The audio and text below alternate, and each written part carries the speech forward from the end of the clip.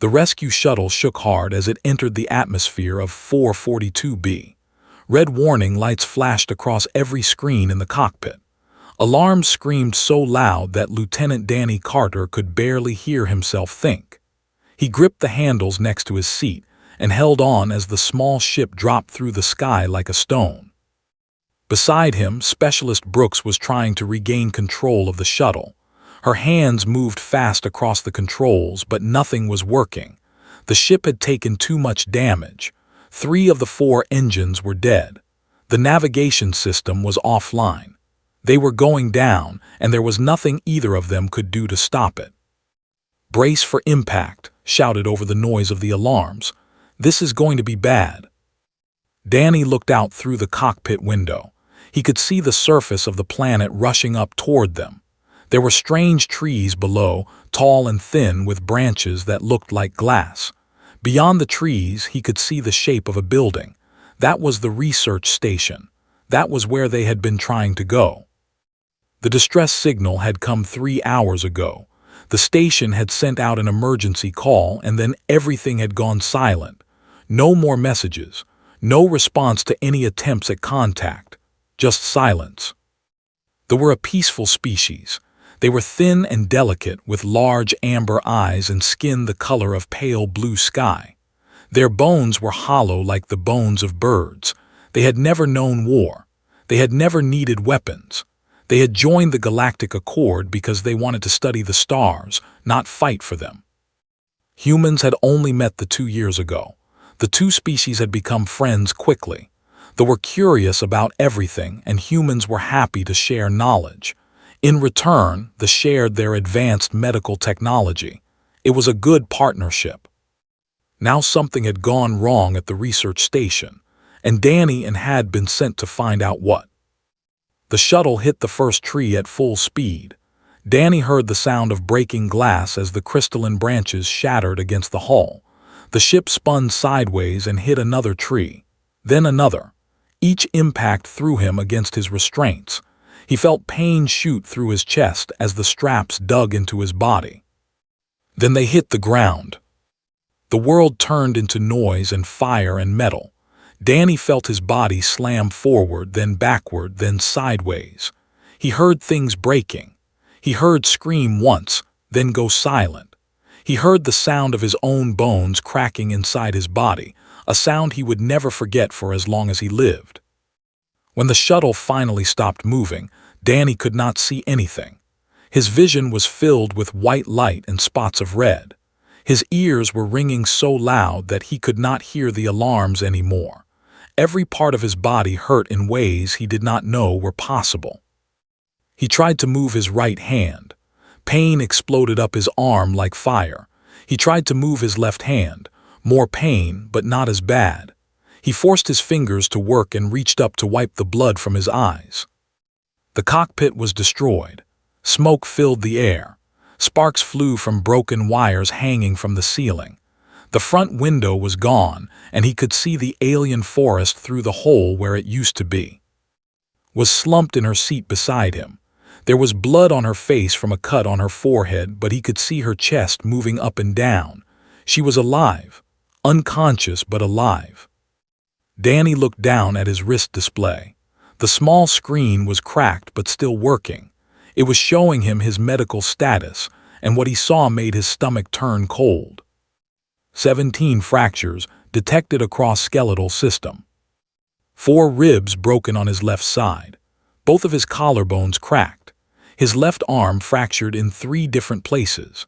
His right leg broken in 2 places. And there were smaller cracks running through his spine, tiny fractures that spread through the bone like lines in old ice. The display flashed a red warning.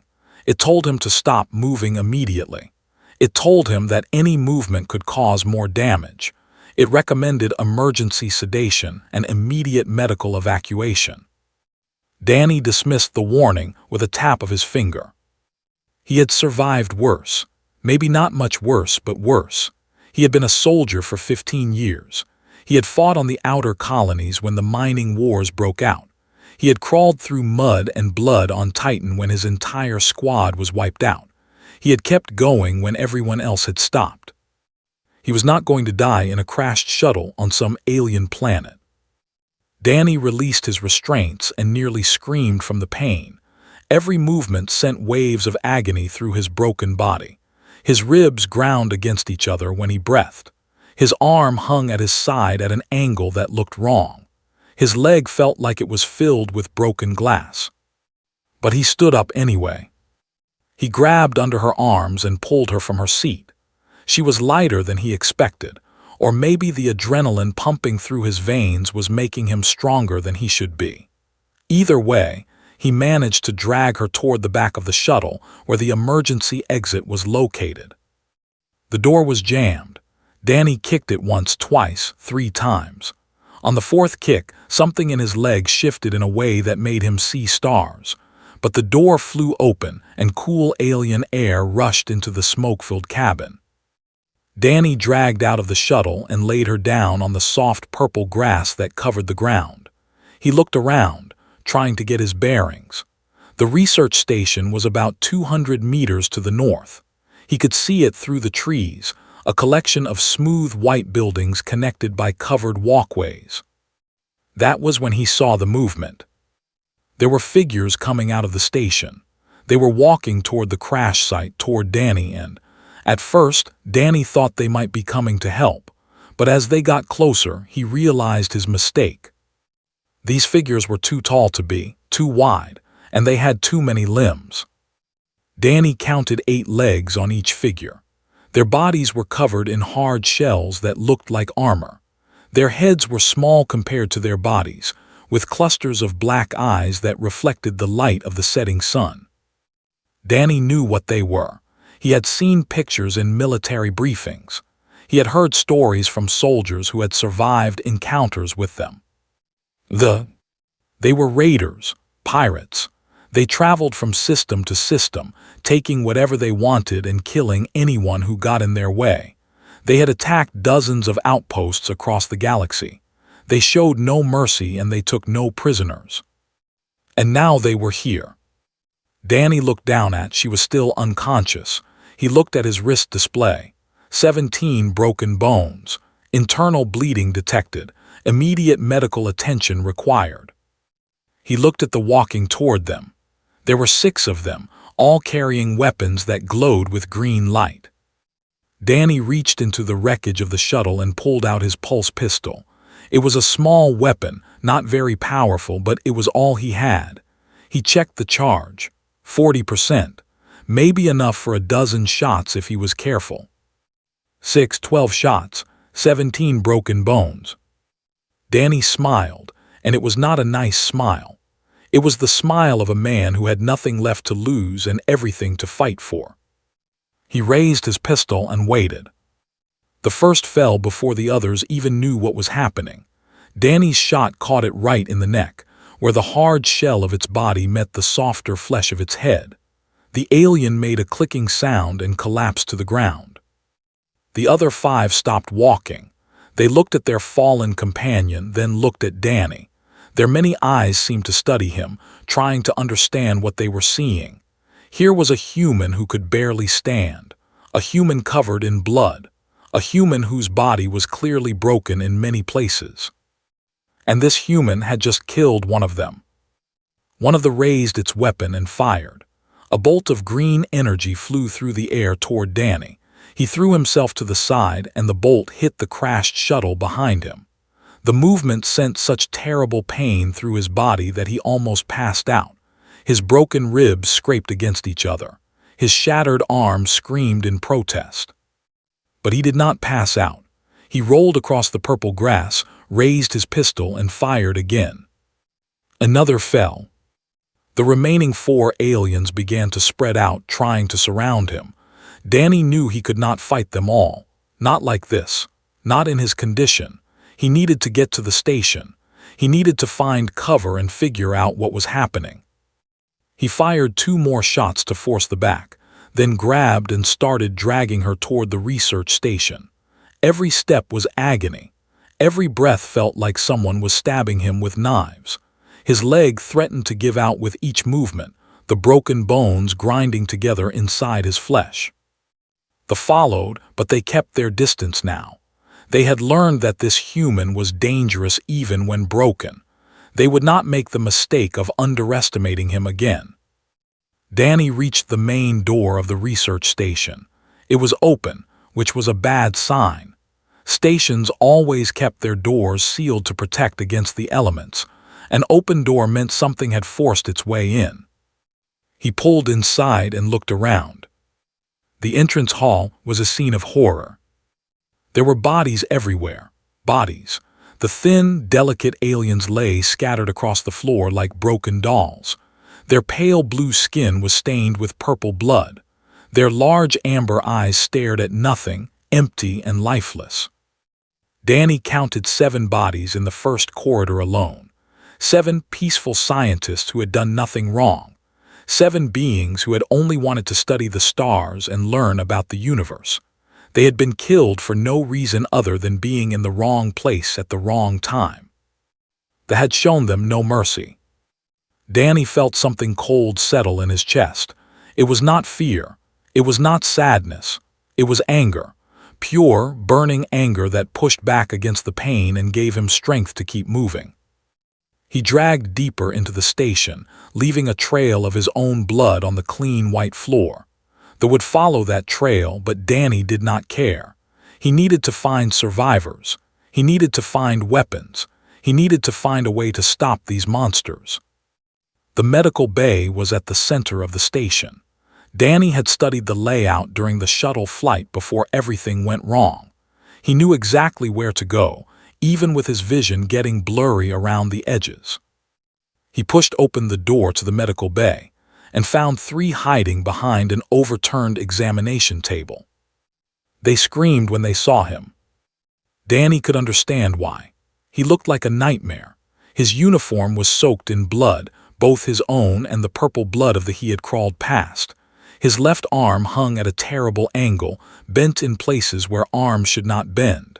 His right leg was dragging behind him, barely able to support any weight at all, and his face was covered in cuts and bruises and dried blood. He looked like he should be dead. One of them stepped forward. It was taller than the others, wearing a white coat that marked it as a doctor. Danny recognized the symbol on its chest. This was Doctor, the chief medical officer of the station. He had seen the name in the mission briefing. Human, Doctor said, the words coming through the translator device on its collar. Human, you are injured. You are badly injured. Please sit down before you fall down. Danny shook his head. No time. How many are there? How many came to the station? Doctor's large amber eyes blinked rapidly. This was a sign of confusion There were 10 of them. They killed everyone they found. They took our element reserves, the rare minerals we use for research.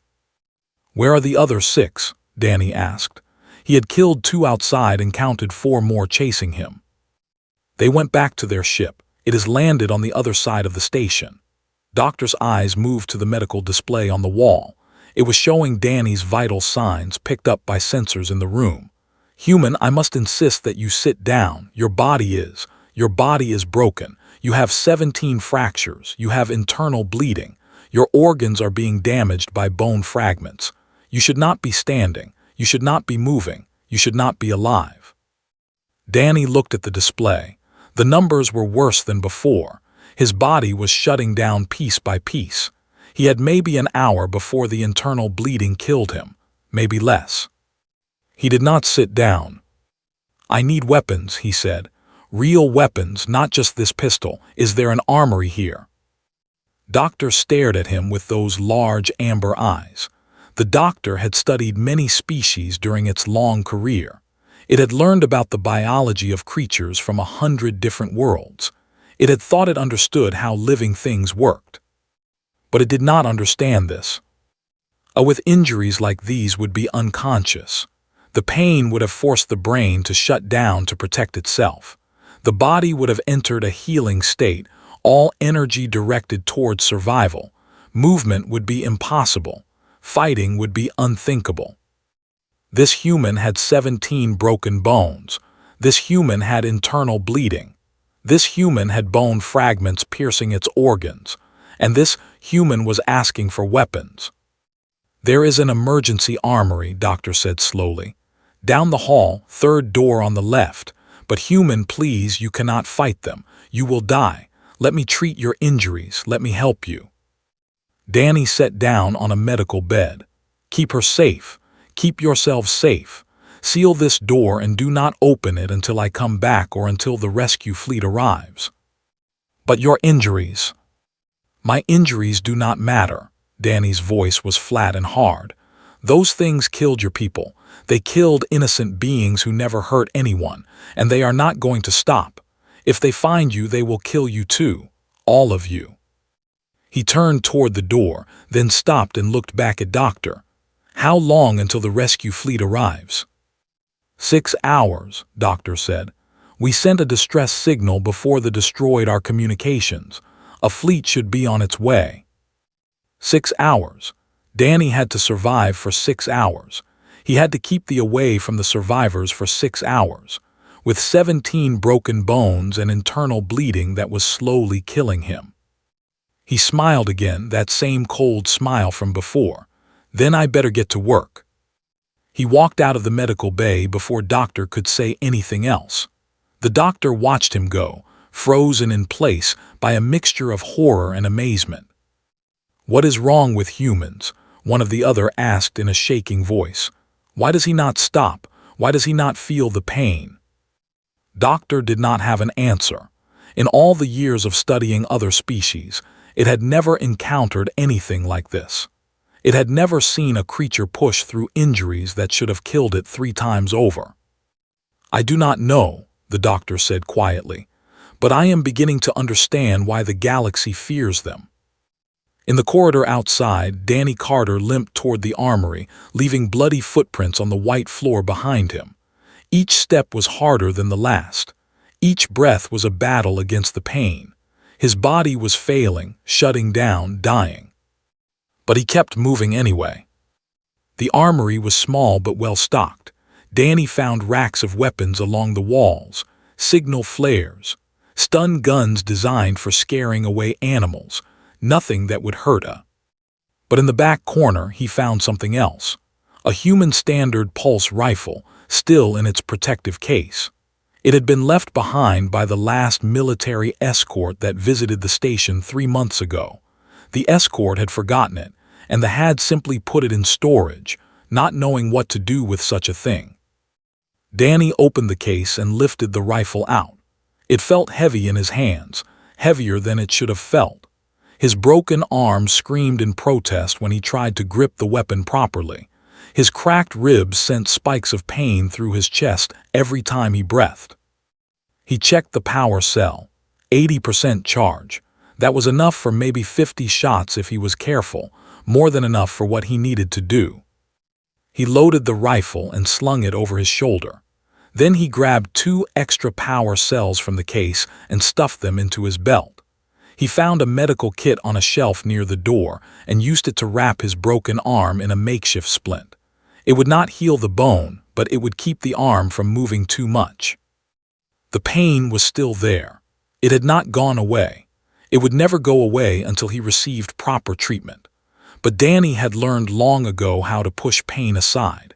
He had learned how to take the agony and put it in a box in the corner of his mind, to lock it away and ignore it while he focused on what needed to be done. He left the armory and made his way to the main corridor of the station. They were inside now.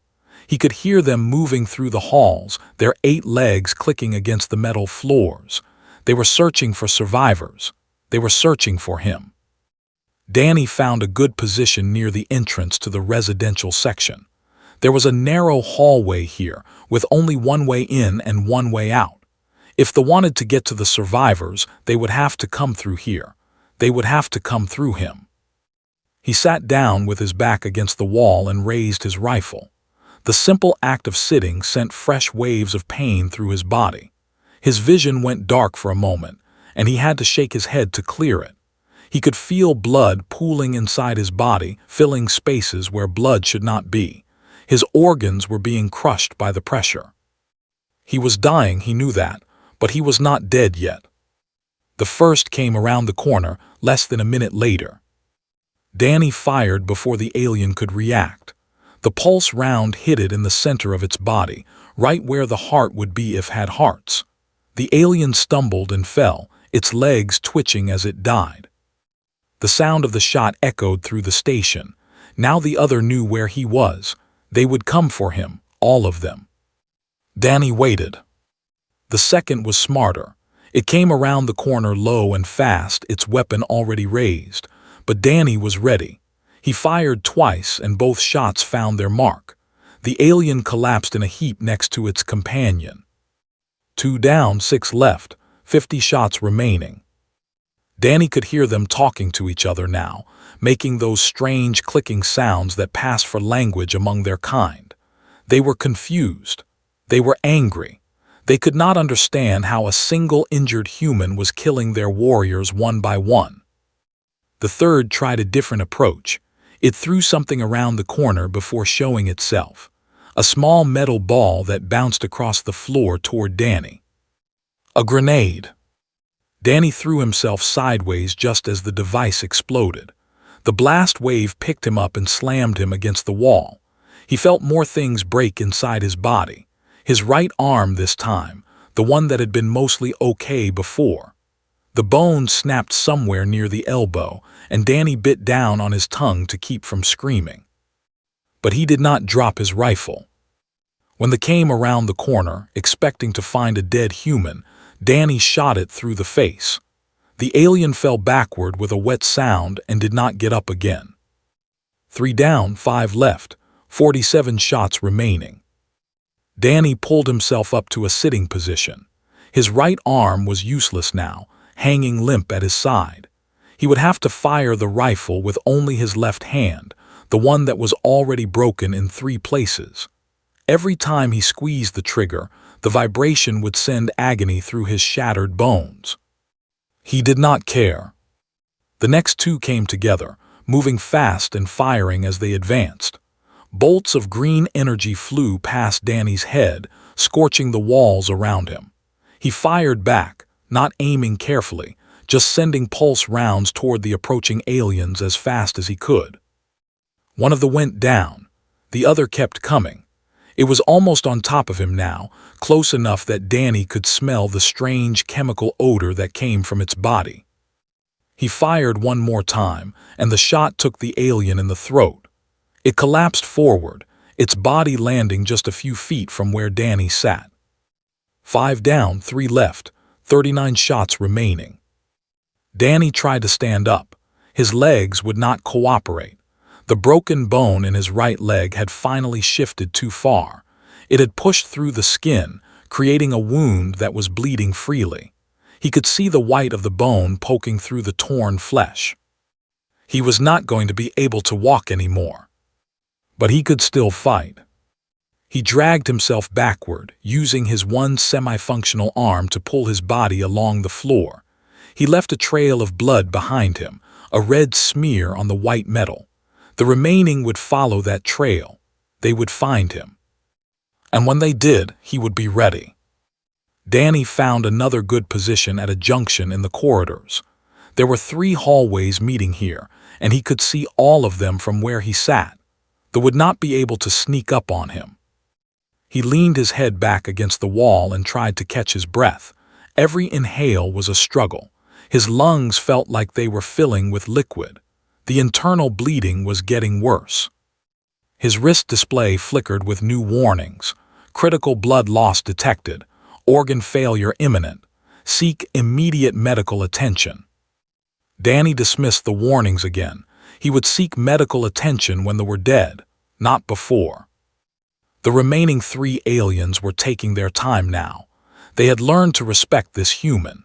They had learned that broken did not mean defeated. They were being careful, moving slowly, checking every corner before advancing. It did not matter. They would come eventually. They had to come. Their ship was on the other side of the station, and the only way to reach it was through these corridors, through Danny. He heard movement to his left. One of them was trying to flank him, moving through a side passage.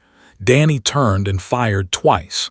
The shots went through the thin wall and hit the alien on the other side. He heard it fall. 6 down, 2 left. The last 2 came at him from different directions at the same time. They had finally figured out how to work together. One came from the front, firing its weapon to keep Danny's attention. The other came from the right, moving fast and low. Danny shot the one in front first. It went down with a pulse round in its chest. But the one on the right was too fast. It reached him before he could turn his rifle, and its clawed leg swept across his chest. Pain exploded through Danny's body as the claws cut through his uniform and into his flesh. He felt ribs crack under the impact. He felt skin tear and muscle separate. He fell backward, his rifle falling from his grip. The stood over him, looking down with those cold black eyes. It clicked something in its own language. Danny did not need a translator to understand what it meant. The alien was gloating. It thought it had won. Danny's hand found the pulse pistol still attached to his belt. The same pistol he had used at the crash site. The same pistol that had killed the first 2. He pulled it out and fired 3 times. The last alien fell on top of him, its dead weight pressing down on his broken body. Danny lay there for a long moment, unable to move, barely able to breathe. 8 all dead. He had done it. He had protected the survivors. He had held the line. Danny smiled one more time, and then the darkness finally claimed him. The rescue fleet arrived 6 hours later, just as Doctor had predicted. 3 ships dropped out of faster-than-light travel and entered orbit around 442B. Commander was on the lead ship, packing back and forth on the bridge as her crew prepared for landing. The distress signal from the station had been clear. Raiders, attack in progress, send help immediately, had pushed her ships as fast as they could go, knowing that every minute might be the difference between life and death for the people below. She had also seen who was assigned to the rescue shuttle that had been sent ahead of the fleet. Lieutenant Danny Carter. Her old friend, her old soldier, a man she had served with for 12 years across more battlefields than she cared to remember.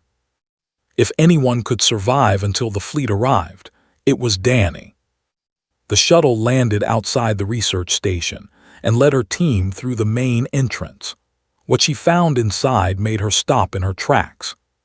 The corridor was covered in blood, purple blood from the, green blood from the, and red blood from something else, from someone else. The red blood formed a trail that led deeper into the station, a path of pain and determination marked on the white floor. Followed the trail. She found the first bodies near the entrance, 2 of them lying in the purple grass outside and 2 more inside the main hall. Then she found more as she moved deeper into the station. Each one had been killed with precise shots, aimed at the weak points in their armored shells. The trail of red blood grew thicker as she went. She found Danny at a junction near the residential section. He was lying on the floor with a dead on top of him. His body was broken in ways that made stomach turn. His arms were bent at wrong angles. His leg had bones sticking through the skin. His chest was torn open by claw marks that had gone deep into the flesh. But his hand was still holding his pulse pistol, and there were 8 dead scattered through the corridors around him. Medics shouted, "I need a medic here now." She pushed the dead alien off Danny's body and knelt beside him. His skin was cold and pale. There was so much blood, too much blood. She pressed her fingers to his neck, searching for a pulse. For a long moment she felt nothing. Then, faint and slow, she felt his heart beat against her fingertips. "He is alive," she said, her voice breaking. "He is still alive." The medics rushed in with their equipment. They surrounded Danny and began working on him, trying to stabilize his shattered body for transport. Stood back and watched, her hands shaking at her sides. She had seen Danny take a knife to the gut on station and keep fighting. She had watched him walk through a radiation storm to repair a hull breach on a damaged ship. She knew he was tough. She knew he was strong. But this was something different. This was something she could not explain. Doctor emerged from the medical bay with the other survivors. The alien doctor moved slowly toward, those large amber eyes fixed on the scene before them. "He saved us," Doctor said through the translator. "He killed all of them, every single that came for us. He did this with 17 broken bones, 17, and internal bleeding that should have killed him hours ago." Did not know what to say, she just nodded. "I have studied many species," Doctor continued. "I have learned about creatures from 100 worlds. I thought I understood how biology works. I thought I understood the limits of living things." The shook its head slowly. "I was wrong. This human should not be possible." The medics lifted Danny onto a stretcher and began carrying him toward the shuttle. Followed, staying close to her fallen friend. She could hear the medics talking to each other in urgent voices, listing off injuries that should have killed any normal person 10 times over. 4 broken ribs, both clavicles fractured, left arm broken in 3 places, right arm broken in 1 place, right leg broken with compound fracture, hairline fractures throughout the spine, internal bleeding in the chest and abdomen, organ damage from bone fragments, deep lacerations across the chest and stomach. And yet his heart was still beating. They loaded Danny into the medical shuttle and climbed in after him. She sat beside the stretcher and held his hand, the one that was less broken than the others. His fingers were cold, but they twitched slightly at her touch. "How?" she asked the head medic, a young man named Chris who had served on her ship for 3 years. "How is he still alive? How did he do this?" Chris shook his head. "I do not know, Commander. By all rights, he should have died within the first hour after the crash. The pain alone should have put him into shock. The blood loss should have stopped his heart. The internal injuries should have killed him twice over." He paused and looked down at Danny's broken body. "But humans are strange creatures. We can survive things that should destroy us. We can push through pain that would kill other species. I do not know why. I do not think anyone does." Squeezed Danny's hand gently. "Is he going to make it?" "I do not know," Chris admitted. "We need to get him to the orbital medical station as fast as possible. They have regeneration tanks there. If we can get him into one in time, there is a chance, but it will be close." The shuttle lifted off from the planet's surface and began the journey up to orbit. Stayed beside Danny the entire time, watching his face for any sign of consciousness. But he remained still, lost somewhere between life and death. Back on the planet, Doctor stood in the ruined corridors of the research station and looked at the bodies of the warriors. 8 of them. 8 trained killers who had conquered dozens of worlds. 8 monsters who had shown no mercy to the peaceful. And 1 broken human had killed them all. The other survivors gathered around their doctor, waiting for guidance. They were in shock, still trying to process what had happened. Their home had been destroyed. Their friends had been killed, and they had been saved by a creature they barely understood. "What do we do now?" one of them asked. Doctor was quiet for a long moment. Then the doctor turned to the others and spoke in a voice that was unusually firm for a. "We tell the galaxy what happened here. We tell them about the human who stood against impossible odds. We tell them about the man who kept fighting when fighting should have been impossible." Doctor paused and looked toward the sky, where the rescue fleet hung in orbit. "And we make sure the universe never forgets what humans are capable of when they choose not to give up." They nodded. They began gathering data from the station's security cameras, compiling footage of Danny's impossible battle. They would send this footage to every world in the Galactic Accord. They would make sure everyone saw. In the medical shuttle climbing toward orbit, Danny's eyes opened for just a moment. He saw looking down at him, her face tight with worry. He tried to speak, but no words came out. Leaned closer. "Do not try to talk, just rest. You are safe now, the survivors are safe, you did it." Danny managed a weak smile. Then his eyes closed again, and he slipped back into darkness. But this time, it was the darkness of healing. not the darkness of death. He had survived. Against all odds, against all logic, against everything his broken body was telling him, he had survived. And the galaxy would never be the same. 4 months passed. Danny Carter floated in a regeneration tank at the orbital medical station above Earth. The tank was filled with a special liquid that helped the body heal faster than nature intended. Tiny machines swam through the liquid, working on his bones and organs, fixing what had been broken. For the first 2 months, he was unconscious. The doctors kept him sedated while the worst of the damage was repaired. His ribs were rebuilt with synthetic materials that were stronger than natural bone. His collarbones were fused back together with medical-grade polymers. His arms and legs were set and reinforced with metal pins that would stay inside him for the rest of his life. The internal bleeding was the hardest part. The surgeons had to go in multiple times to repair organs that had been punctured by bone fragments. His liver, his spleen, one of his lungs. Each surgery was delicate and dangerous, but Danny's body kept fighting. It refused to give up, even when the doctors thought the battle was lost. By the 3rd month, Danny was awake but still weak. He spent his days floating in the tank, watching news feeds on a screen mounted on the ceiling above him, and what he saw on those news feeds surprised him. His face was everywhere. The footage from the research station had spread across the galaxy like fire through dry grass. Every world in the Galactic Accord had seen the video of a broken human dragging himself through corridors, fighting and killing warriors despite injuries that should have stopped his heart. Danny watched the footage and barely recognized himself.